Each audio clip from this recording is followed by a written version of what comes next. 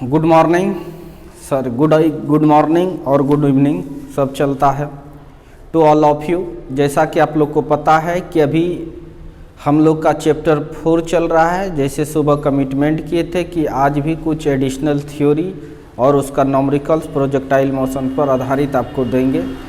सो शाम में अभी स्टार्ट किए हैं और आज समाप्त भी हो जाएगा। कल से रिलेटिव मोशन से स्टार्ट होगा, मोशन इन ए प्लेन में ही। ध्यान से देखिए, ये जो मोशन इन ए प्लेन है आपका, इसमें कई एक चैप्टर समाप्त किए।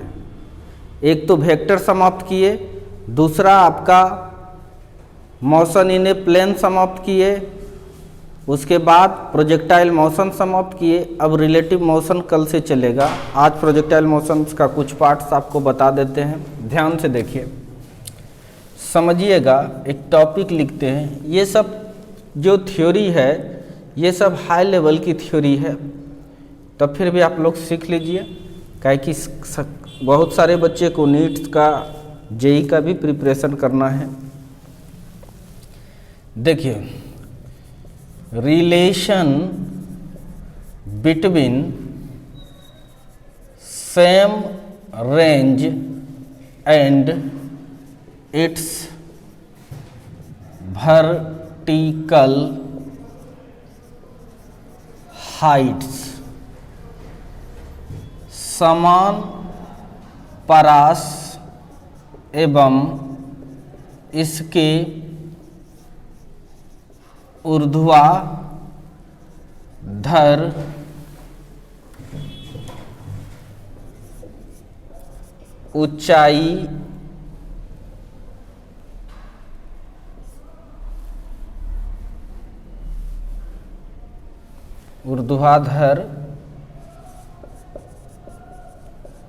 ऊंचाई के बीच संबंध। क्या संबंध है ये देखते हैं। Late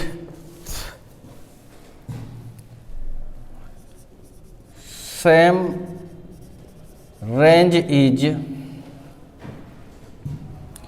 are and its vertical heights are H1 and H2, H1 and H2। माना कि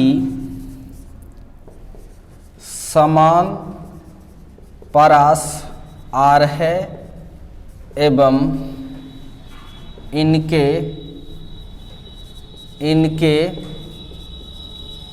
ऊर्ध्वाधर ऊंचाई क्रमशः H1 एवं H2 है। तो बच्चों ध्यान देना है। आपको ये बता दिए थे सेम रेंज का कंडीशंस के बारे में कि किसी भी प्रोजेक्टाइल को अगर आप थीटा एंगल से फेंकते हो यू वेग से, ये आके गिरा कहीं पर, ये आके ऐसे गया गिर गया यहाँ पे, तो ये रेंज लिया R। अगर आप इसी को फिर अल्फा से फेंकते हो तो ये फिर गिरता है यहीं पर आके। इसने ले लिया ऊंचाई मान लो H1 और इसने ले लिया ऊंचाई मान लो H2। कितना ले लिया? H2। इसका कंडीशंस होता है क्या? कंडीशन क्या है? कंडीशन था शर्त आपका क्या था कि सर थीटा प्लस अल्फा का वैल्यू कितना होना चाहिए? 90 डिग्री होना चाहिए। अल्फा प्लस थीटा का वैल्यू 90 डिग्री होनी चाहिए, यानी alpha is equal to 90 minus theta है। नहीं, यानी ये अगर कंडीशन फुलफिल कर रहा है, ये कंडीशन अगर फुलफिल करता है तब हाइट भले प्रोजेक्टाइल अलग अलग लेगा लेकिन रेंज दोनों का क्या होता है? Same range. यानी सेम रेंज का कंडीशन ही है कि theta plus alpha is equal to 90 degree पूरना चाहिए। अगर संयोग से थीटा 30 है तो अल्फा 60 ही होगा, तभी सेम रेंज का कंडीशन होगा।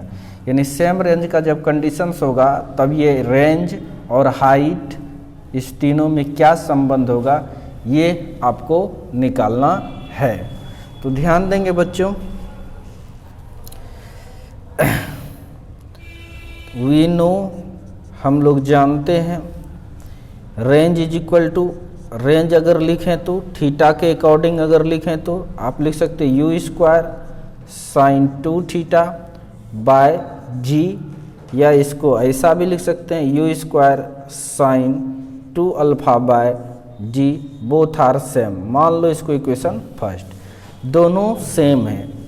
नहीं, प्रूव कर दिए थे आज ऑफलाइन क्लास में कि ये जो रेंज है दोनों चाहे थीटा एंगल पर फेंक करके निकालिए चाहे अल्फा एंगल पर फेंक करके निकालिए, रेंज सेम होता है जब कंडीशंस होता है कि थीटा प्लस अल्फा का मान 90 डिग्री होता है दोनों को जोड़ने के बाद, तो रेंज विल बी सेम। तो यह बात हम लोग को पता है। चलिए नाव ध्यान देना है।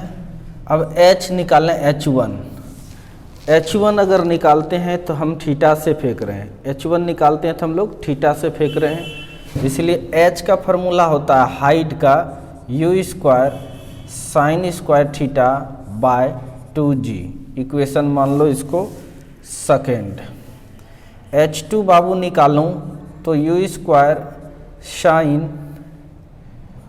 2 अल्फा बाय 2g, इक्वेशंस क्या होगा सेकेंड।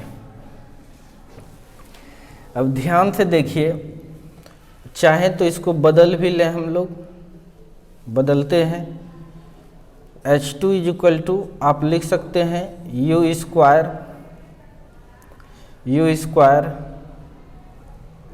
गड़बड़ साइन स्क्वायर थीटा है, क्या है साइन स्क्वायर अल्फा है, तो u square sine square alpha के जगह पर 90 माइनस थीटा, ये चीज़ को पुट कर सकते हैं यहाँ से, alpha is equal to 90 minus theta by 2g, और सॉल्व कर रहे हैं। H2 is equal to U square sine 90 minus theta होता है कॉस थीटा, मतलब cos square theta by 2g, equation ये हो गया थर्ड।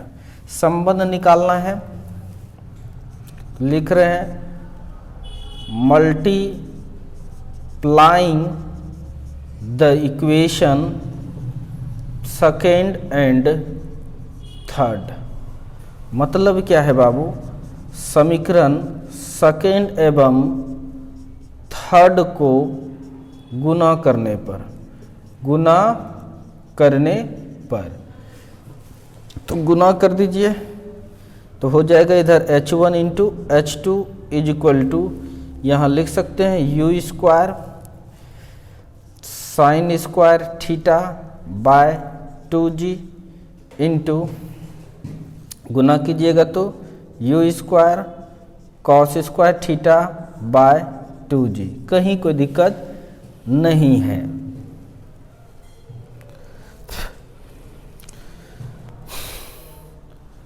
अब देखिए H1 into H2 is equal to, हम कुछ ऐसा कर रहे हैं, u square into you square एक जगह कर लिया, इधर 2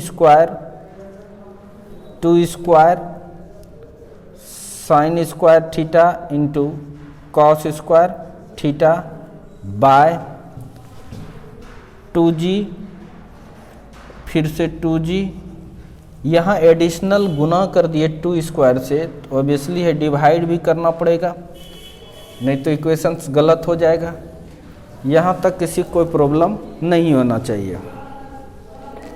अब देखिए हर चीज़ यहाँ 2 बार है, और यहाँ पर भी देखिए जो 2 बार है सबको एक में कर रहे हैं, ध्यान से देखना है। H1 into H2 is equal to आप लिख सकते हैं u square 2 sine theta into cos theta by नीचे में 2, ये दोनों 2 के बदले एक 2, इसके बदले भी एक 2 दे देते हैं, और फिर यहाँ पर है g, एक g भी दे दिए, और ये सब का कर दिए स्क्वायर, ये सब का क्या कर दिए स्क्वायर। देखो यहाँ 1 2 3 4 2 है, ओ सॉरी 4 2 है तो 2 ही 2 लेना पड़ेगा हमको, और g 2 है तो एक ठो लिए, चूँकि स्क्वायर कर दिए हैं। 2 cos square theta 2 sin square theta में एक ही लिए हैं, 2 को 2 में एक 2 लिए हैं, 2 u स्क्वायर है तो एक u स्क्वायर लिए और सब पर स्क्वायर कर दिए, मतलब उसका स्क्वायर करेंगे तो यही आएगा।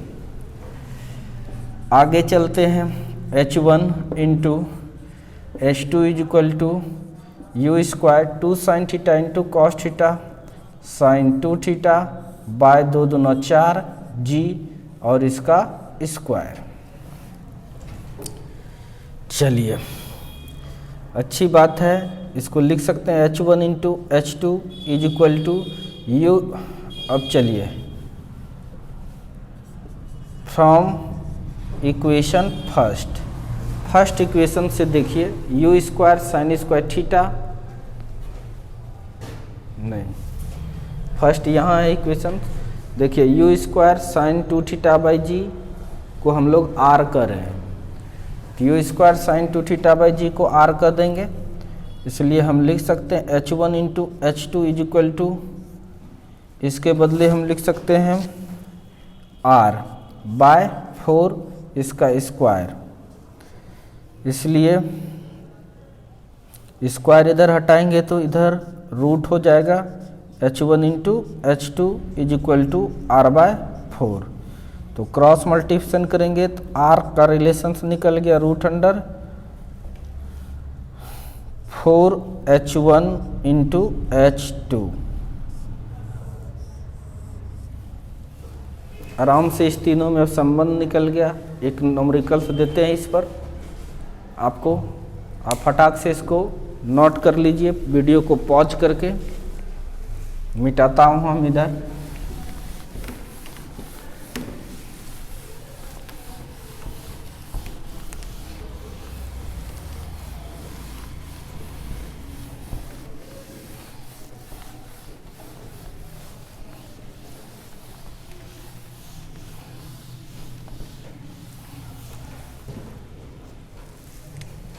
क्वेश्चंस दे रहे हैं, if A projectile is projected at 2 different angle, then its range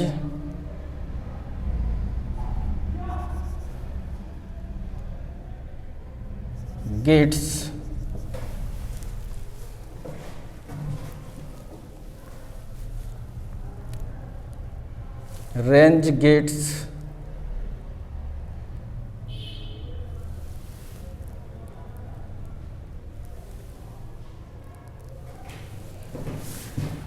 if a projectile is projected at 2 different angles, then its range will same, its range will be same, but its vertical height are respectively 36 meter and 49 meter, then find its range, अगर किसी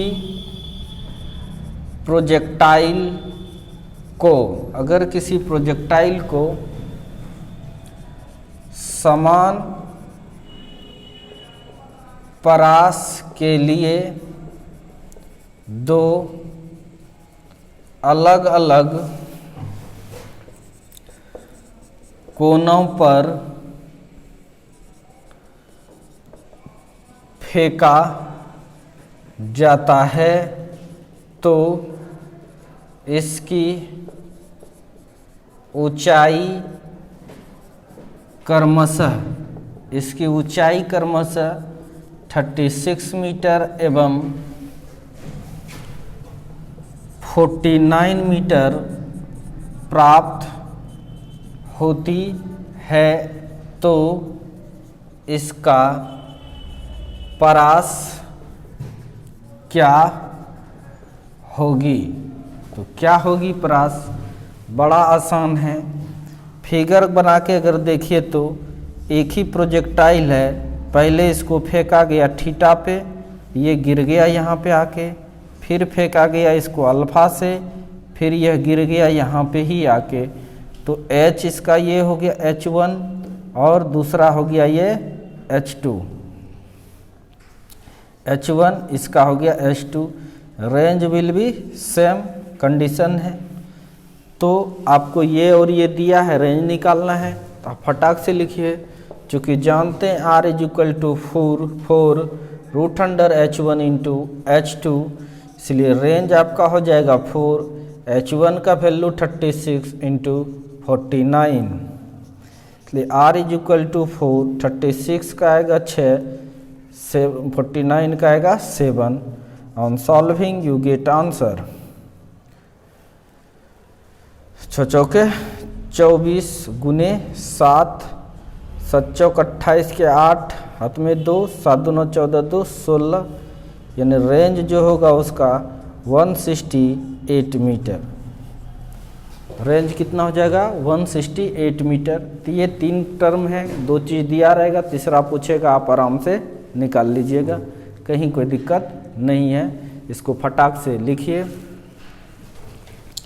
इसको फट से लिखिए, pause कीजिए, लिखिए, मिटाता हूँ।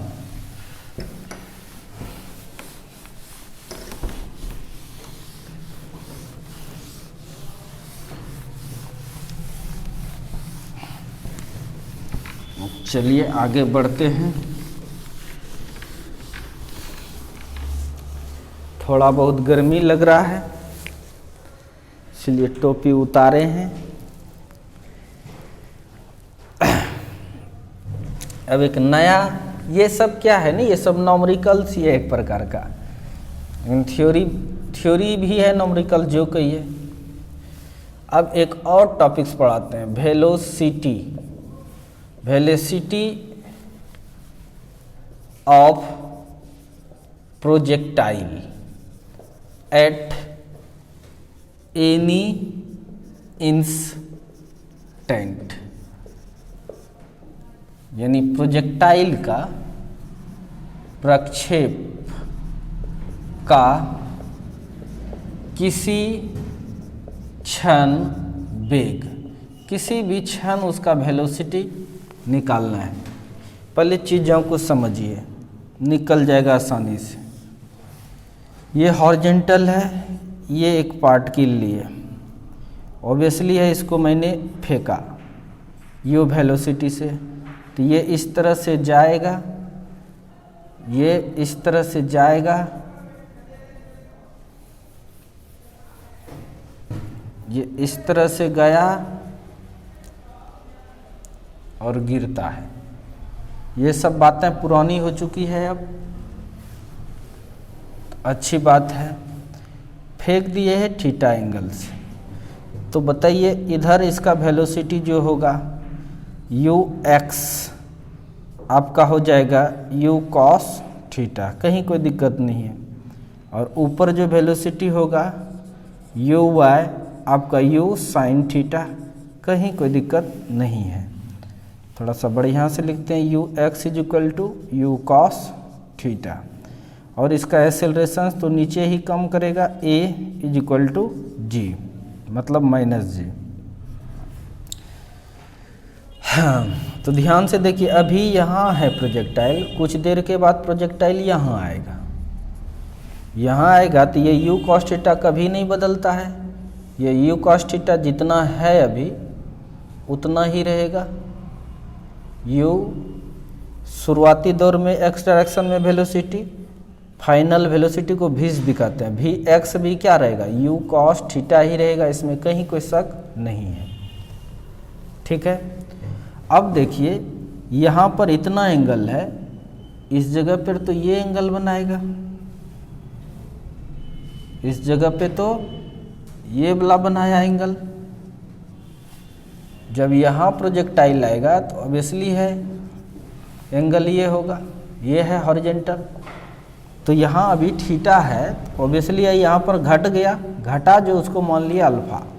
30 second के बाद इसका एंगल क्या हो गया, अल्फा। मान लेते हैं किसी समय यहाँ पर अल्फा 0 हो जाएगा, फिर उसी तरह से तो ये अल्फा निकालना है। इतना देर में ये यू वाई जो है ये बन गया अब क्या आपका भी वाई, क्या बन गया ये भी वाई। भी वाई जो है अब घटा पहले से, मान लो कि ये समय लग गया कितना यहाँ से यहाँ तक आने में टी, तो ये अल्फा कितना होगा ये निकालना है। तो ध्यान से देखिए, ये भी वाई है तो ये भी वाई ही होगा। अगर भी वाई पता चल जाए, भी एक्स पता चल जाए, पता तो है ही दोनों को, तो 10 अल्फा निकाल लेंगे कि नहीं, आराम से निकल जाएगा, यही निकालना है।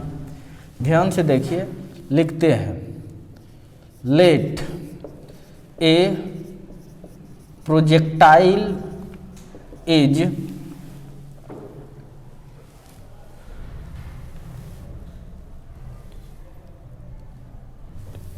या लिख रहे let at any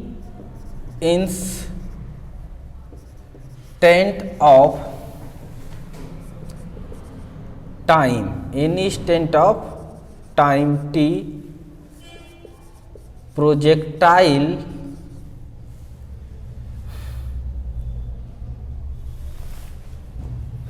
let any instant of time t projectile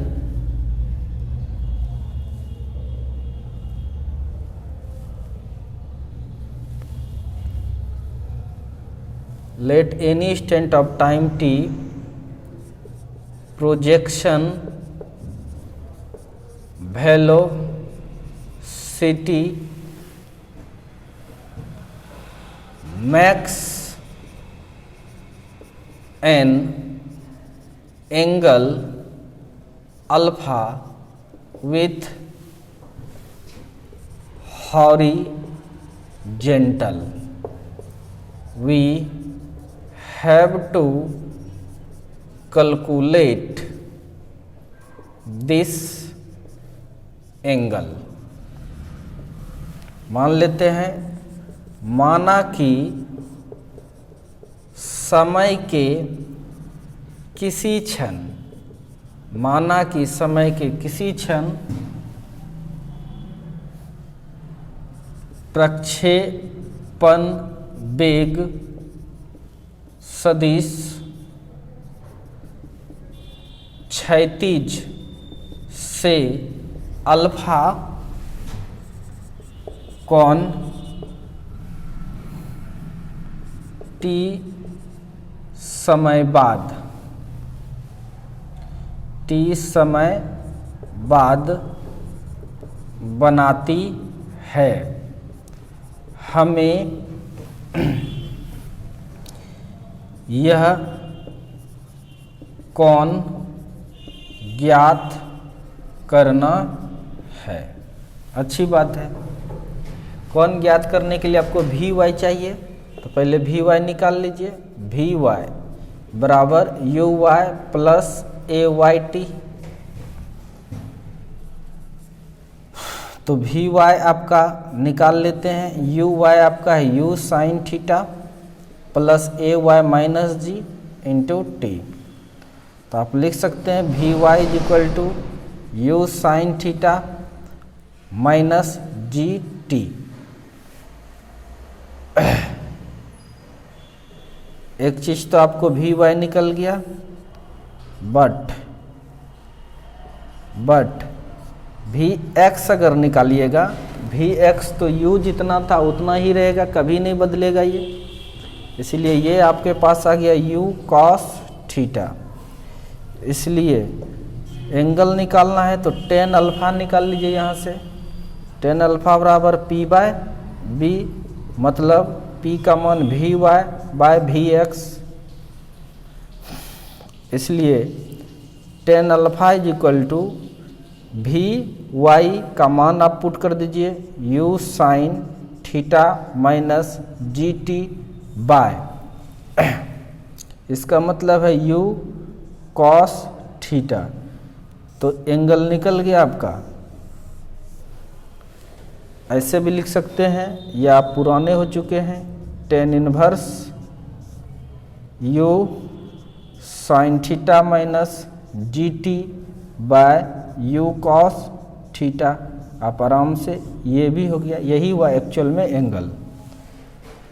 तो एंगल निकाल लिए हम लोग, इस फार्मूले पर पुट करेंगे और जहाँ कहीं का भी एंगल कहेगा हम लोग आराम से निकाल लेंगे। तो ये एक प्रकार का थ्योरी ही हुआ, हाई लेवल थ्योरी है, दे दिए आपको। आप इसको नोट कर लें। अब इस पर हम सवाल देंगे, आप जरूर बना लीजिएगा। पॉज कीजिए, नोट कीजिए। आसान है, भारी नहीं है, मेहनत ही सफलता का राज है। आप मेहनत नहीं कीजिएगा तो फिर दिक्कत है। जानते हैं कमज़ोर स्टूडेंट का क्या लक्षण है? वो अपने टीचर में ही कमी देखता है। नहीं, आप अपनी गलती को सुधारें और आपको ट्रस्ट कीजिए, ट्रस्ट में आपके टीचर बहुत हाई पोटेंशियल का है। आपके टीचर आपके बारे में ही दिन रात सोचते हैं, इतना आपको विश्वास करना पड़ेगा। खास करके आप मेरे बारे में न ही सोचें कुछ तो बेनिफिट मिलेगा आपको। जितना ज़्यादा विश्वास कीजिएगा उतना ज़्यादा हम अच्छा करेंगे। आप लोग कोऑपरेट कीजिए। कोऑपरेट इन द सेंस क्या? आप पढ़िए, डिसिप्लिन मेंटेन कीजिए। आपको जो पढ़ा दूंगा ये कोटा दिल्ली, जहाँ कहीं भी अच्छे अच्छे ब्रांडेड इंस्टीट्यूट में पढ़ाई होती है उस लेवल से तुम्हें पढ़ा रहा हूँ। अब इस पर एक क्वेश्चंस देते हैं। क्वेश्चंस दे रहे हैं, ए projectile is projected at an angle 53 degree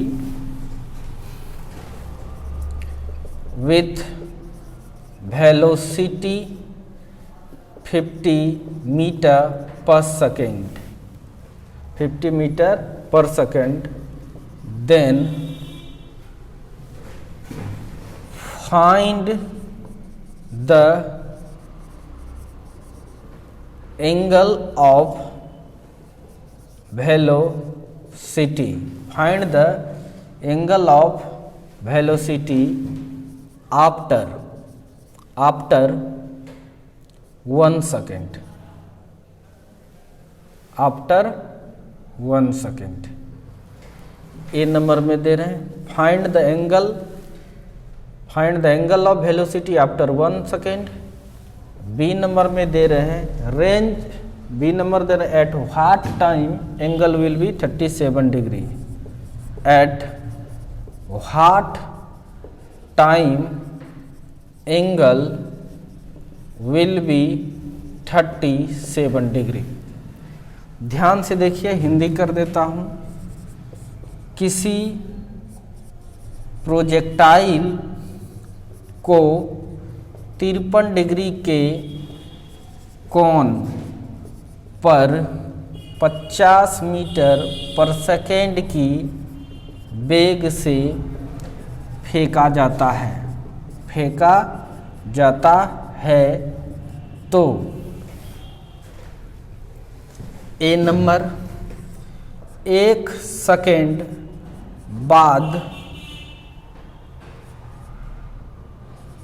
projection velocity मतलब प्रक्षेपण वेग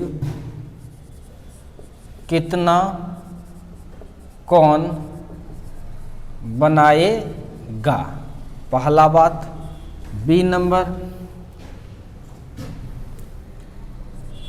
कितने समय बाद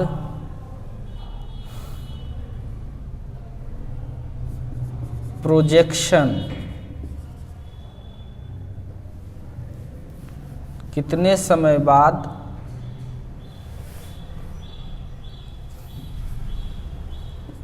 वेग 37 डिग्री कोण बनाएगा। दो क्वेश्चंस दिए हैं, तो बड़ा क्वेश्चंस आसान ही है। कह रहे कि इसी प्रोजेक्टाइल को फेंका जा रहा है, फिगर भी बना देते हैं। देखिए कोई प्रोजेक्टाइल है, इसको पहले फेंका है 53 डिग्री पर। कितने डिग्री पर? 53 डिग्री पर फेंके हैं। वेलोसिटी भी दिया है, ऑब्वियसली है ये यहाँ आके गिरा होगा। अब 1 सेकंड में मान के चलो यहाँ आ गया, समय t बराबर 1 सेकंड में, तो ऑब्वियसली है ये एंगल इस बार अब कम बनाएगा हॉरिजॉन्टल से, तो ये एंगल अभी ज़्यादा है, ये एंगल घट गया। तो यही अल्फ़ा पूछ रहा है, अल्फ़ा पूछ रहा है कि कितना एंगल बनाएगा जब समय कितना बीत जाएगा, t = 1 सेकेंड। तो ऑब्वियसली है आप फार्मूला का इस्तेमाल कर सकते हैं, चूँकि आपको पता है कि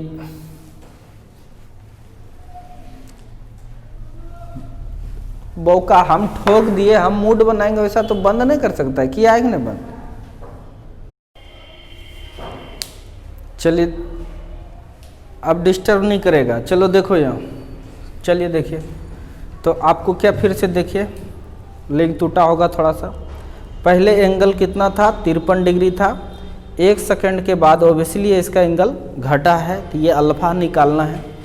इसके लिए आपको फार्मूला हम पढ़ा ही दिए हैं कि tan अल्फ़ा = आप देखिए तो क्या है, u sin theta minus GT by u cos theta. इस्तेमाल कीजिए तो tan अल्फ़ा = u, कितने से फेंके हैं इसको भाई, क्वेश्चन से देख लीजिए, 50 मीटर पर सेकेंड से, 50 मीटर पर सेकेंड से। तो यहाँ पर दे दिए 50 साइन 53 डिग्री माइनस जी का वैल्यू 10, t 1 सेकेंड बाद बाय u का वैल्यू 50 cos 53 डिग्री। अब देखिए अल्फ़ा आप आराम से निकाल लीजिएगा। 50 साइन 53 का वैल्यू आपको बताएं, इस मैजिकल ट्रायंगल को आप देखिए, ये 3 है और ये 4 है, तो ये 37 बनता है और ये 53। तो अब देखिए, जो नहीं जानते हैं पीछे जाके पढ़िए, कई एक बार बताएं। साइन थीटा बराबर होता है p/h, यानी 4/5, 4/5 माइनस 10 बाय नीचे 50 cos 53 का वैल्यू b/h मतलब 3/5। इसको कटा दीजिएगा 10 बार में, ये भी कट जाएगा 10 बार में, इसलिए tan अल्फ़ा = आपके पास आ जाएगा 40 माइनस 10/30। इस तरह से tan अल्फ़ा = 30/30 कट के आ जाएगा 1। तो देखिए tan अल्फ़ा = आपके पास आया 1, और 1 के बारे में जानते हैं कि ये tan 45 डिग्री का मान है। इसके बदले लिख दिया tan 45 डिग्री, tan एलिमिनेट हो जाता है, अल्फ़ा = 45 डिग्री। यानी 1 सेकंड जैसे बीता कि यह प्रोजेक्शन वेलोसिटी जो एंगल बना रहा था यहाँ पर 53 डिग्री, अब बनाएगा ये कितना, 45 डिग्री। 2 सेकंड बाद और घटेगा। तो इस तरह से यहाँ पर आप निकाल सकते हैं। ए नंबर ये सॉल्यूशन हो गया, तो आप इसको नोट कर लिए हैं। अब बी नंबर कर रहा है कितने समय बाद वेग 37 डिग्री कोण बना लेगा, यानी अल्फ़ा का ही मान दे दिया है, फेंके हैं 53 से, कब बना लेगा 37 डिग्री ये पूछ रहा है। मिटा दूं इसको, ये ए नंबर था, ये ए नंबर, ठीक है। अब बी नंबर हम चलते हैं।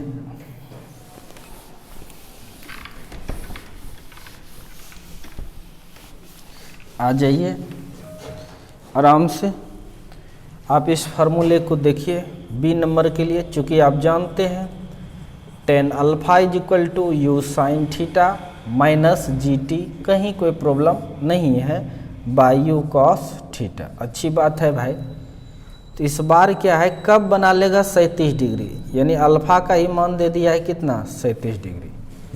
यू तो आपको पहले से पता है 50 है, साइन कितना है 53 डिग्री है, माइनस जी का वैल्यू 10, समय पूछ रहा है पता नहीं है, यू 50 है, कॉस 53 डिग्री, पुट पाट करेंगे, साइन 37 का वैल्यू का पी बाई बी यानी 3/4, 50 साइन 53 का पी बाय एच यानी 4/5 माइनस 10t बाय नीचे 50 कॉस 53 बी बाय एच यानी 3/5। ये कटाइएगा 10 बार में, ये कटाइएगा तो 10 बार में। इस तरह से 3/4 is equal to 40 minus 10t by 30। Cross multiplication कीजिए, कर रहे हैं 30 90, 4 गुना 40 160 माइनस 10 चौके 40t। इस तरह से ये इधर लेके आ जाइएगा तो 40t हो जाएगा, और 160 प्लस था तो माइनस 90, कोई प्रॉब्लम नहीं। और t इज इक्वल टू आप लिख सकते हैं, घटाइए 160 में 60, 90 10 100 यानी 70 हो जाएगा। क्या हो जाएगा 70 बाय 40, 0 0 कैंसिल, यानी टाइम इज इक्वल टू आ गया आपका 7/4 सेकेंड। इतना देर में इतना समय अगर बीतेगा, यानी 4 दूना 8, 8 रहता 2 सेकेंड, लगभग 2 सेकेंड, लगभग 2 सेकेंड में ये कितना डिग्री एंगल बना लेगा 37 डिग्री एंगल बना लेगा। 53 से कितना 37 डिग्री। तो ये सब बातें हैं, आराम से आप इसको बना सकते हैं। जल्दी से नोट कीजिए।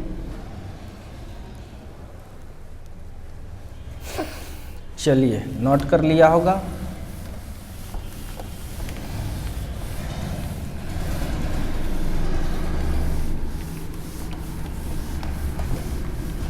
अब आगे बढ़ते हैं हम लोग।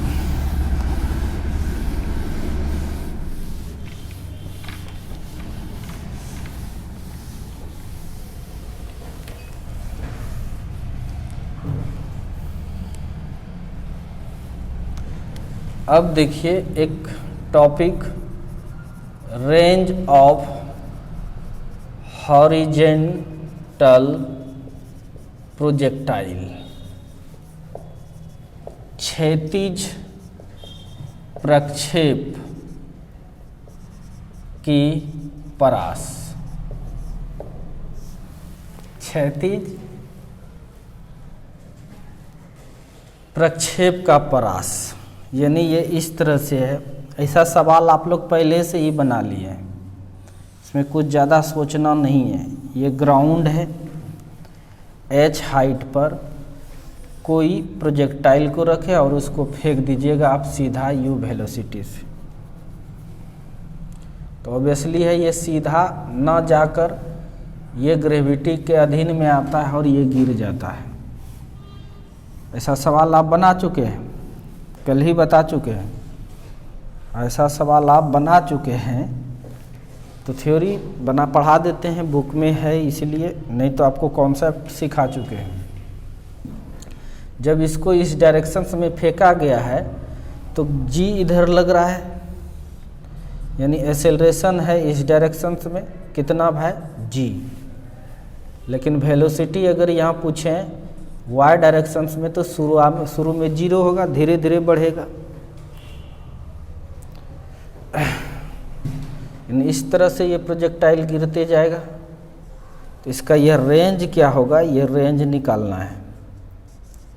रेंज कितना होगा ये निकालना है। आप बताइए गिरने में इसका जो समय लगेगा उतने देर तक ना रेंज लेगा ये। तो ऑब्वियसली अगर टाइम अगर निकाल लेते हैं, इधर का स्पीड पता है ये आपको कि यू वेग से फेंके हैं, तो आराम से निकल जाएगा रेंज। चलिए ऐसा सवाल बना ही चुके हैं, इसलिए इसमें ज़्यादा कुछ इधर उधर है भी नहीं। आप देखिए, मान लीजिए let any projectile is projected with velocity u horizontally from height h, we have to calculate its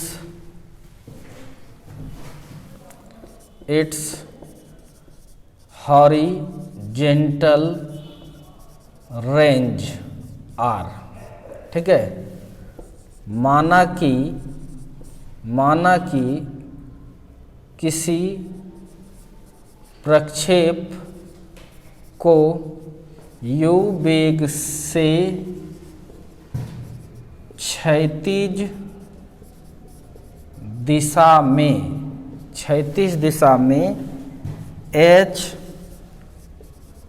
ऊंचाई से फेंका जाता है। मान लिया, ठीक है। हमें क्षैतिज परास